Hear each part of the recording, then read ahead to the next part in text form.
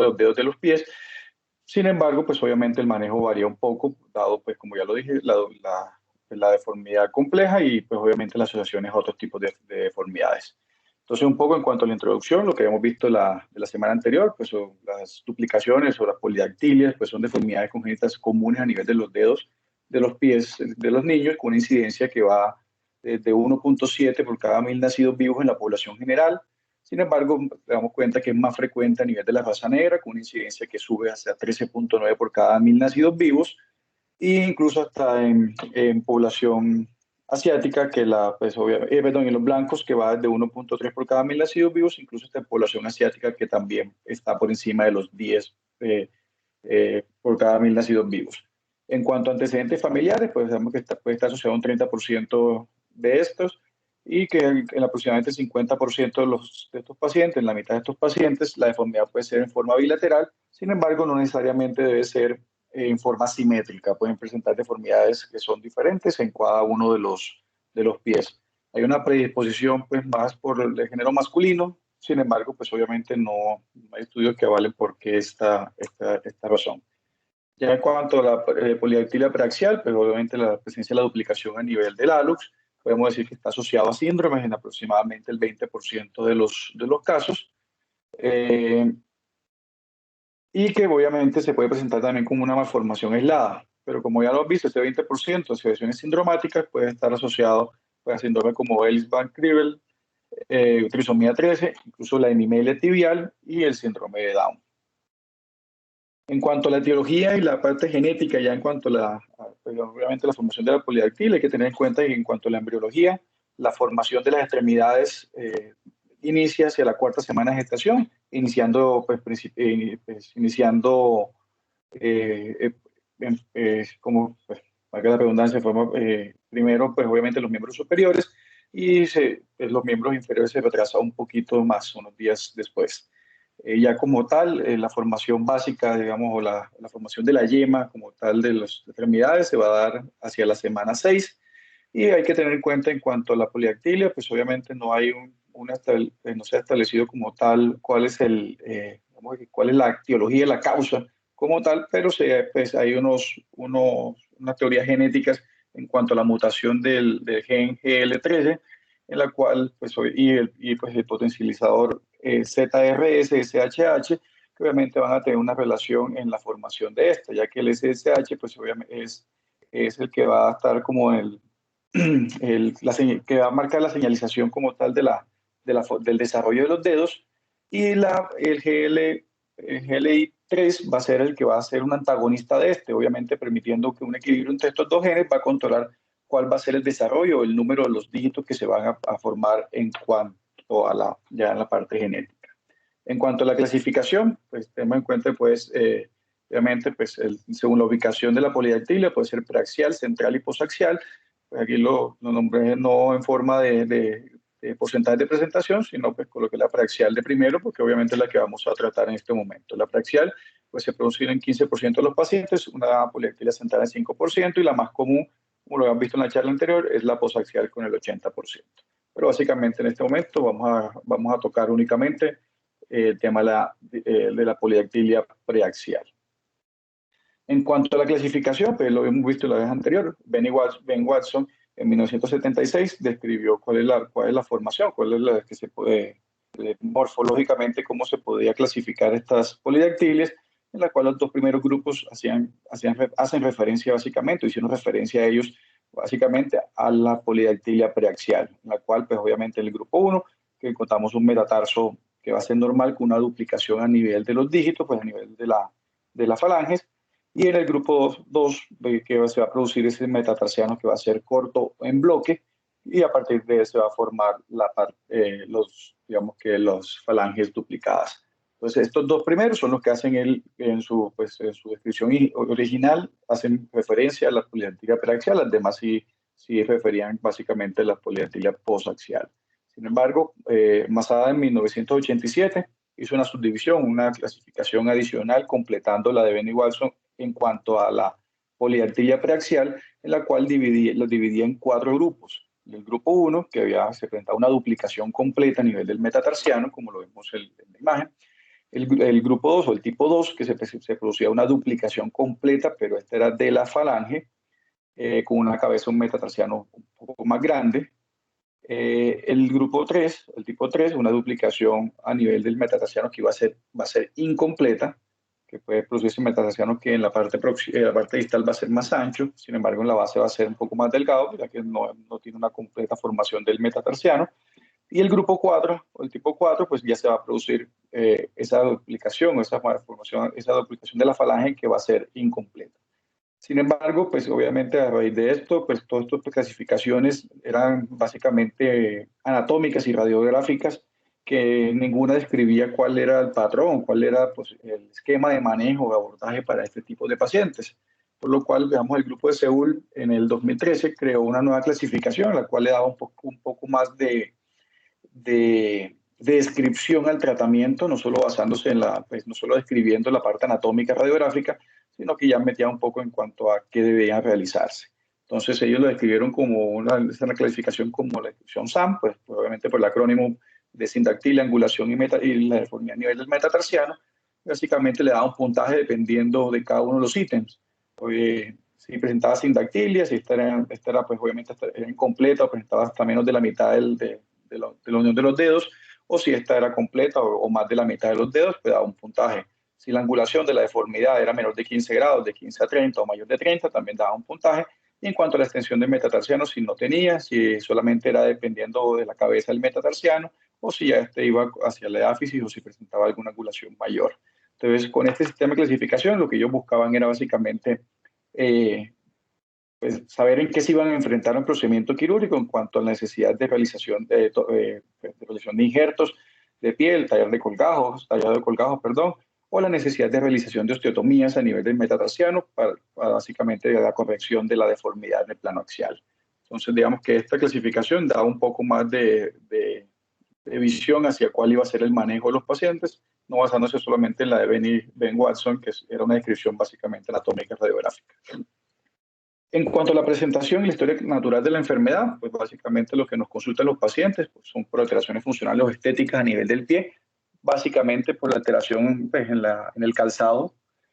pues, la dificultad para el uso del calzado, el tallado del mismo, e incluso la presentación de dolor ya en etapas un poco más avanzadas. En este estudio de Fels, publicado en 1985, que tomaron, pues, hicieron un estudio de 125 pacientes con polidactilia, aquí incluían todas, no solamente la preaxial, básicamente encontraron que la historia natural, lo que el paciente terminaba presentando como queja al momento de la consulta, era el 70%, era básicamente por la alteración o la dificultad para la colocación del calzado. Sin embargo, ellos no determinaban si esto era descrito por los pacientes o por los cuidadores, pero sin embargo era su hallazgo más significativo. En cuanto al examen físico, es importante, pues obviamente, ubicar cuál es el dedo adicional, entre comillas, pues cuál es el dedo que sobra. Eh, pues obviamente en deformidades más rudimentarias esto puede ser un poco más fácil, sin embargo en deformidades complejas puede que no esté claro cuál es el dedo adicional, por lo cual siempre es importante pues darle un poquito más de chance que el niño crezca para que ver cuál es el dedo que se está desarrollando en forma digamos, más adecuada para saber cuál es el que se puede dejar. Hay que también evaluar, pues obviamente las formas de adherencia que tiene este dedo, pues si está unido a los metatarsianos, si no está unido, pues obviamente el manejo de los tejidos blandos. Básicamente con esto, pues es lo que nos va dando la luz para planificar cuál va a ser el manejo quirúrgico o cuál pues, va a ser nuestro planeamiento al momento de la realización de la intervención quirúrgica. En cuanto a la evaluación radiográfica, pues como lo habíamos visto la vez anterior, pues no es que sea necesario completamente en dedos rudimentarios, pero en deformidades más complejas siempre es importante tener, pues obviamente una visión radiográfica de saber cuál es la afectación y cómo podemos abordarlo. Entonces esto nos va a permitir determinar cuál va a ser la extensión de la afectación, obviamente si hay deformidades a nivel del metatarsiano y pues obviamente incluso la presencia o no de estos brackets epificiarios, pues esto es un poco de anglicismo, no sé si se utiliza en español, pues, soportes epificiarios longitudinales que nos pueden presentar deformidades a nivel de los dedos del pie. Siempre es importante, tenemos que retrasar de pronto con estas deformidades complejas la radiografía ya cerca del año de edad de estos pacientes, ya para tener, digamos, que un dedo más osificado, pues estos metatarsianos un poquito más osificados que nos permitan dar una mejor visión de cuál es el dedo afectado, pues cuál es la deformidad real que tiene este dedo, para poder, digamos que abordarlos de una mejor forma. Como vemos en esta imagen, pues obviamente el dedo, esta duplicación a nivel de la falange únicamente, sin compromiso a nivel del metatarsiano, que básicamente nos va a dar pues, para el manejo de esta patología. Es necesario tomar, digamos que otras imágenes adicionales, pues básicamente está descrita el uso de puntos de resonancia magnética ante la sospecha en el manejo de esos pacientes que tienen ese bracket longitudinal epifisiario, como este pues, lo describió el doctor Masquijo, veamos que en esta carta científica publicada en el 2019 en la revista Radiológica de Argentina, en la cual pues básicamente nos mostraba que estos pacientes que tienen duplicación del pulgar, duplicación del hallux, pues, que tienen una deformidad en varo asociada, pues pueden tener esa formación de ese bracket longitudinal epifisiario. Básicamente, como lo vemos en la resonancia magnética, en la imagen B,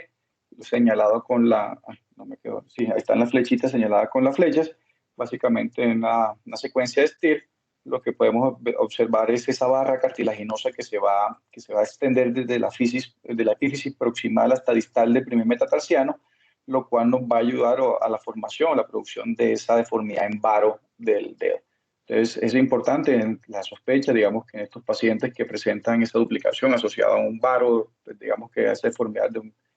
un hallux varus, que puedan presentar estas barras cartilaginosas o estos brackets epifisiarios longitudinales, ya que el manejo, pues obviamente va a depender de eso y pues, digamos que el abordaje va a ser un poco diferente al normal. Voy a hablar un poquito más adelante de esto, pero pues pues, lo dejo de manera general. En cuanto al tratamiento, pues básicamente el objetivo en estos pacientes, lo que buscamos, lo que necesitamos obtener en estos pacientes es un pie que sea más estrecho, pues básicamente para que sea un contorno más normal, que tengan mejor estética o mejor cosmética a nivel pues, visual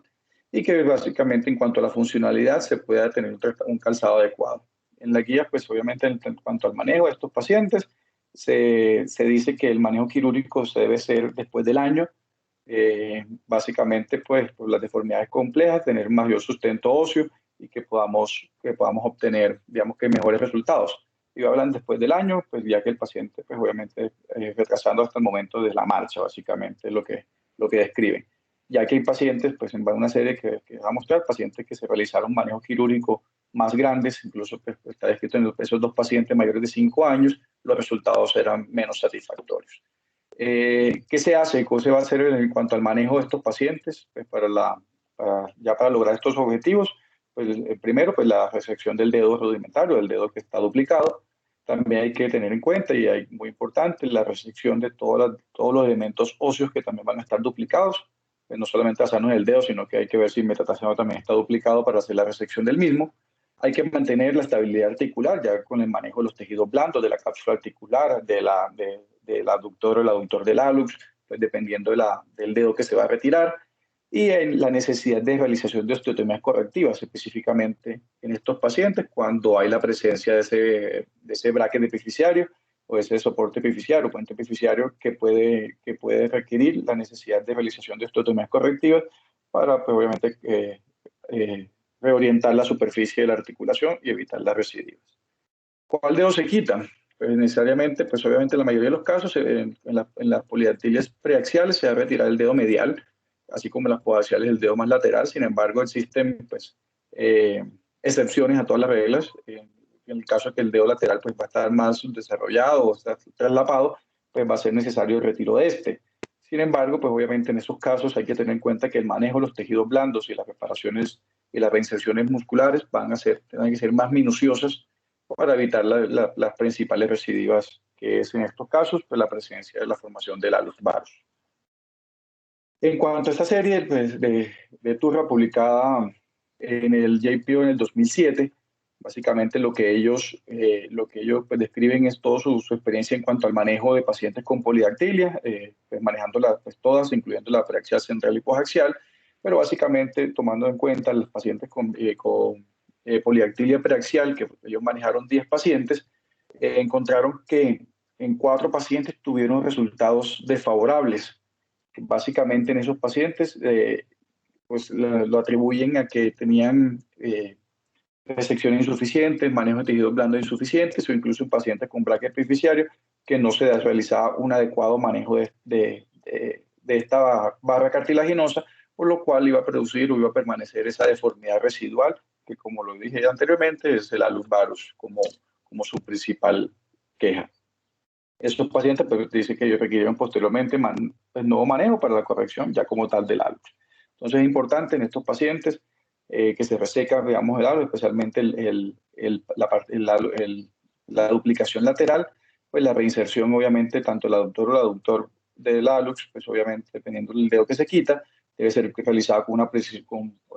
más precisión para obviamente reorientar la superficie articular y la fisis para evitar esas deformidades que se puedan presentar en forma residual. El manejo de los tejidos blandos en la polidactilia preaxial es un poco más crucial que en la posaxial, pues obviamente son estructuras mucho más grandes que tienen mayores fuerzas deformantes que nos pueden dar esas deformidades residuales, ya que un mal manejo, pues como le hemos dicho antes, de estos pacientes pueden llevar, pues, dependiendo del dedo que se quita, a un alus varus o a un alus valgus. Entonces, cuando se quita el dedo medial, pues la duplicación medial, es importante la reinserción del aductor del alus y los ligamentos colaterales hacia la falange, pues, para evitar la formación de este alus valgus. Y cuando se retira ese dedo lateral, pues hay que tener una adecuada reinserción del aductor para evitar incluso la cápsula medial para evitar la formación del alus varus. Este es un ejemplo de un paciente que publicaba en este artículo del JAOS, salió en enero de este año, en el cual nos muestra, pues obviamente, que hay que tener una adecuada planeación, específicamente en el tallado del colgajo, y cuando estos dedos comparten la uña, pues que no solamente el colgajo debe ser de piel, sino también debe estar asociado a un colgajo de lecho ungueal y de matriz ungueal para que no tengamos deformidades adelante pues, la presencia de un de una uña encarnada o las deformidades en cuanto a eso. En cuanto al resto de técnicas de reconstrucción, pues cuando son dedos bífidos simples, pues obviamente se debe realizar unas incisiones en zigzag en forma tanto dorsal como plantar, como lo he explicado anteriormente, teniendo en cuenta la placa ungueal, el lecho ungueal y el poniquio para que tengamos una reinserción adecuada y evitemos también estas deformidades residuales a nivel de las uñas. Como le he nombrado anteriormente, pues hay casos que requerimos que no solamente las técnicas de reconstrucción tienen que realizarse en tejidos blandos, sino que también deben realizarse manejo óseo, especialmente las osteotomías. Estas básicamente están descritas en estos pacientes con polidactilia que están asociados a un braque epificiario longitudinal. ¿Pero qué es esto? Pues, ¿qué es, qué es esta deformidad? Pues tenemos en cuenta que es un trastorno infrecuente en la osificación de los huesos tubulares que se puede presentar tanto en manos como en pies. Pues obviamente, como estamos hablando de la polidactilia en pies, pues vamos a tocar básicamente en esta, que se produce ese tejido epificiario normal que va a estar que va a estar formado a lo largo de la diáfisis, desde la parte próxima hacia la parte distal, que va a producir esa deformidad que puede ocurrir, esa deformidad en alus varus, también, como lo dije, puede estar asociado a polidactilia, por eso es que la tocamos digamos que en esta presentación. Su etiología pues, no está muy bien conocida, pero se presenta ese desarrollo, digamos que incompleto en los centros de osificación primario, que va a producir esa conexión de ese tejido cartilaginoso, fibrocartilaginoso, digamos, de crecimiento a nivel va a conectar la epífisis proximal y distal del dedo, del metatarsiano. Básicamente, ¿qué nos va a producir esto? Que el metatarsiano no se va a alargar de una forma normal, pues debido a que pues, obviamente esa epífisis va a estar anormal, encerrando ese hueso. Entonces, básicamente nos va a producir ese metatarsiano corto, pequeño, que nos va, por la parte medial, que nos va a producir esa deformidad progresiva del alus varus. En cuanto a la clasificación, ¿cómo está descrito? Básicamente, pues el autor que escribió y que tiene más pacientes en cuanto a esto, el doctor Scott Mubarak de San Diego, la cual pues obviamente nos describe la clasificación, que más que una clasificación es como la evolución normal de la enfermedad, los estadios que puede tener esta enfermedad, en la cual en el estadio 1, que lo vemos en la imagen superior derecha, el estadio 1 es una diáfisis que va a estar osificada con una epífisis cartilaginosa que va a ser radiolúcida, que no se va a ver en la imagen radiográfica. En el estadio 2 ya va a empezar a haber una aparición de esos centros de osificación tanto distal como proximal. Sin embargo, el puente central no va a estar osificado aún. En el estadio 3 ya va a haber una osificación de ese braque de epificiario a lo largo de toda la diáfisis, uniendo la parte proximal y la parte distal del mismo. Y en la etapa 4, ya va a haber, que es la final, pues ya va a haber un cierre de esa parte epificiaria, pues produciendo, digamos, que esa deformidad, esa malformación o ese defecto en el crecimiento a nivel del metatarsiano. En cuanto al manejo, pues básicamente estos pacientes lo que se debe realizar es la resección de esa barra, como lo vemos en la imagen inferior hacia la derecha, marcando obviamente la parte proximal y distal de ese metatarsiano, para hacer la resección de la parte central de la epífisis, la parte central de esa barra, y obviamente ya el manejo de los tejidos blandos para la corrección de la deformidad asociada. Básicamente en las series de casos, incluso los descritos por el doctor Mubarak, se puede interponer algún tipo de tejido en esto, que ellos utilizaban en la mayoría de los casos, polimetilmetacrilato, para evitar que nuevamente se haga un crecimiento de este bracket y pues pueda pues, persistir la deformidad en el paso del tiempo. Ya ahora sí, continuando pues, con la parte de la polidactilia preaxial, esta es la serie de pacientes que tienen pues, más grande, que fue la experiencia de 30 años en el Hospital Infantil Shinner de Houston, Texas, en la cual ellos tenían 21 niños con 28 pies con polidactilia preaxial, con un seguimiento en promedio de 81 meses, incluso pacientes que tenían muchísimo más tiempo de seguimiento. Ellos encontraron que 21, de los 28 pies, 20, de los 28 pies, perdón, sí, 20 tenían asociado esta polidactilia o la formación de un alus varus, y 4 pies tenían la presencia de la deformidad en braque. Entonces ellos, pues básicamente en cuanto a sus resultados clínicos, esos pacientes que pues, describían con resultados excelentes, eran pacientes que no tenían dolor, que no tenían dificultad para el calzado, ni presencia de callos, ni deformidades cosméticas, ni radiológicas significantes. Y los pacientes, obviamente, con resultados malos, eran los pacientes que persistían con dolor o que tenían dificultad para el uso de calzado, presencia de callos o deformidades pues, a nivel de los dedos. Entonces, en su serie de sus 21 pacientes, ellos, en los pacientes que presentaron resultados desfavorables, básicamente era por la presencia de esa deformidad en varo, esos alus varus que presentaban, y eran específicamente en pacientes que presentaban braque epifisiario, en lo cual pues, la resección no se hizo en forma adecuada, simplemente se realizó manejo de tejidos blandos, pensando o desconociendo básicamente la presencia de la enfermedad, que en un segundo tiempo quirúrgico requirieron nuevamente manejo con la resección de ese braque epifisiario, con lo cual presentaban mejoría. Hubo 8 pacientes que sus resultados fueron buenos, sin embargo presentaron deformidades en varos residuales. Sin embargo, esos pacientes describieron que no fue necesario, a pesar de esa deformidad residual, no fue necesario la realización de ninguna intervención adicional. Entonces, un ejemplo de los pacientes que mostraban en estos casos, el paciente con el braque epifisiario, que se hizo manejo básicamente de tejidos blandos inicialmente, pues, y la parte ósea de la resección del dedo, que posteriormente se dan cuenta de la presencia de esta deformidad, por lo cual pues, obviamente requirió un manejo adicional. Este es otro caso de los pacientes publicados en un artículo, básicamente con esa deformidad en alus varus importante, con ese dedo medial que se les realizó la resección, la cual pues, nuevamente necesitaba una intervención quirúrgica pues, ya específicamente después de la resección del manejo del alus varus. Entonces, como lo vimos, pues, me pareció importante nombrarlo, o sea, que hace parte de otro tema, es el alus varus congénito, ya que digamos que estos pacientes con polidactilia preaxial, la gran mayoría, como lo vimos en el estudio, la serie grande del Shinner de Houston, Texas, la mayoría de los pacientes tenían esta patología asociada. Entonces decimos que es una deformidad poco común a nivel del dedo gordo. Básicamente lo que se va a producir es angulación medial a nivel de la articulación metatarsofalángica, que pues, los grados de severidad pueden ser variables, pueden ser desde pequeños grados de angulación, de bajos grados de angulación, hasta incluso 90 grados de angulación a nivel de esta articulación.